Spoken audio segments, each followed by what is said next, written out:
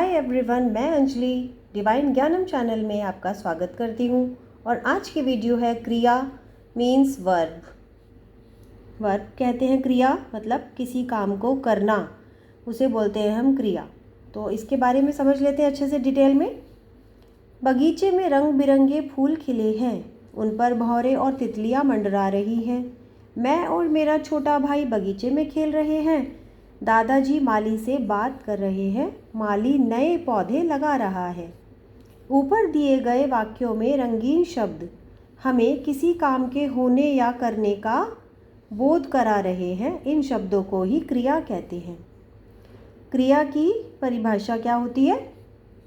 जिन शब्दों से किसी काम के होने या करने का पता चलता है, क्रिया कहलाते हैं। जैसे जाना, पकाना, खाना, हंसना, लिखना, ये सभी क्रिया है।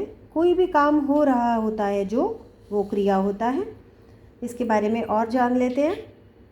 कुछ और उदाहरण हैं: उड़ना, तैरना, दौड़ना, पीना, नाचना, ये सभी क्रिया यानी कि करना किसी काम को, वही क्रिया के शब्द हैं। अब क्रिया के भेद कौन कौन से होते हैं? काइंड्स ऑफ वर्ब, जो हमने इंग्लिश में रीड किए हैं। क्रिया के दो भेद होते हैं: सकर्मक क्रिया, अकर्मक क्रिया। सकर्मक क्रिया मतलब जिस क्रिया शब्द में कर्म की प्रधानता होती है, वे सकर्मक क्रियाएं कहलाती हैं। जैसे रहीम सेब खरीद रहा है, मैंने एक पत्र लिखा है।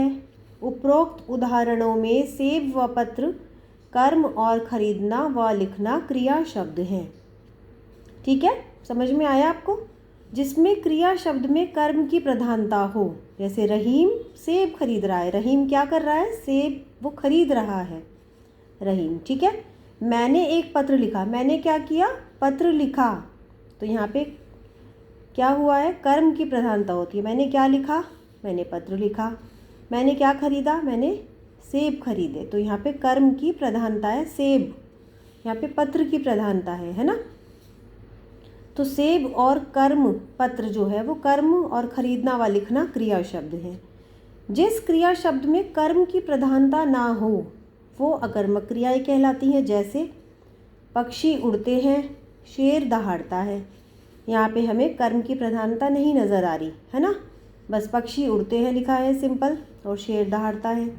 तो उपरोक्त उदाहरण में कहीं भी कर्म नहीं है।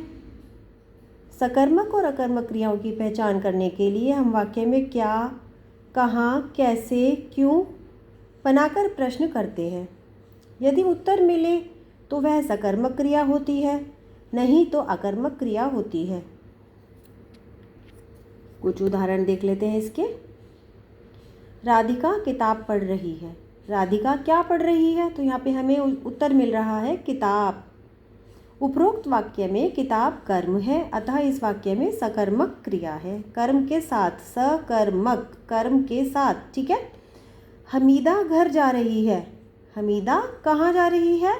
घर। तो यहाँ पर भी हमें कोई उत्तर ना मिलने के कारण इस वाक्य की क्रिया अकर्मक कहलाती है। अगर ना मिले उत्तर तो वो अकर्मक हो जाता है, और उत्तर मिलता है तो वह सकर्मक क्रिया कहलाती है। लेकिन यहाँ पर ये गलत लिखा है, हमीदा कहाँ जा रही है। हमीदा घर जा रही है की जगह आ रहा था हमीदा जा रही है, घर नहीं आएगा। ये सेंटेंस यहाँ पे गलत दिया है बुक में, तो हम इसको कट कर सकते हैं और इसकी जगह आएगा हमीदा जा रही है। तो हम हमीदा जा रही है, इसमें हम क्वेश्चन नहीं पूछ पाएंगे, तो यहाँ पर कुछ भी नहीं आएगा, घर भी नहीं आएगा, आएगा यहाँ पे क्वेश्चन मार्क कि यहाँ पे कोई क्वेश्चन नहीं बना। ठीक है, तभी यह कर्मक क्रिया कहलाई। क्रियाओं में लिंग, वचन और काल के साथ परिवर्तन होता है, और क्रिया के बिना कोई वाक्य पूरा नहीं होता। यहाँ पे इसी तरह से इसके प्रश्न हैं। अब आपको खुद करने हैं ये प्रश्न, आप लिख सकते हैं अपनी नोटबुक में और इनके आंसर्स लिखिए। ठीक है, और अपने आंसर्स को चेक करिए पीछे बुक में से लिख करके। सही कथन के सामने सही का चिन्ह लगाना है और गलत के सामने गलत का चिन्ह लगाइए।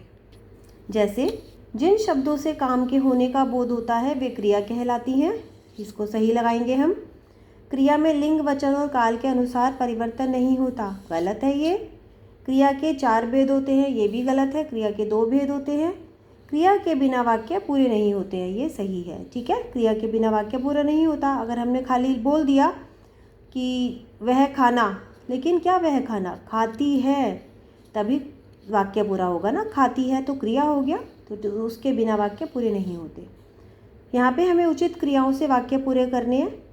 चिड़िया पेड़ पर बैठी है। पिताजी समाचार पत्र पढ़ रहे हैं। निखिल फुटबॉल वेरी गुड खेल रहा है। मरियम चर्च जाती है।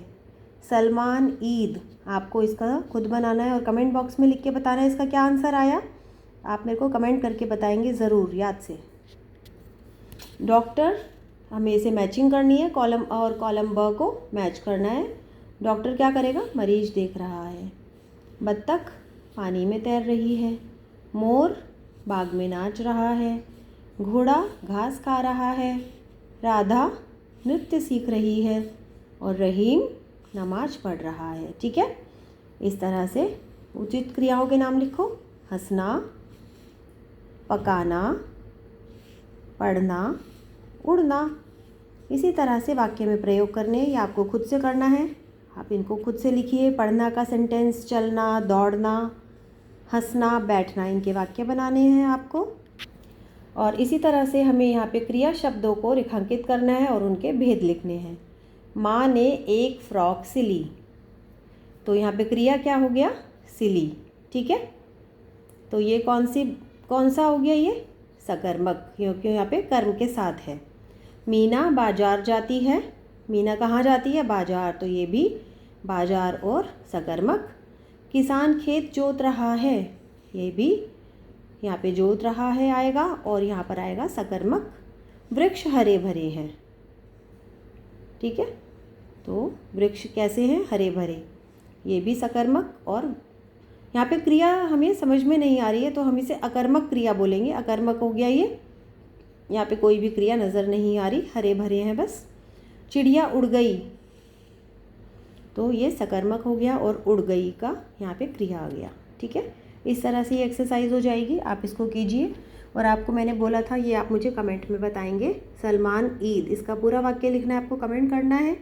सब्सक्राइब माई चैनल डिवाइन ज्ञानम। शेयर दिस वीडियो विद जिनको भी आप चाहते हैं कि ये वीडियो वो देखें, समझे इसको, चैप्टर को अच्छे से। Okay, so thank you and thanks for watching. Subscribe my channel Divine Gyanam. Bye bye.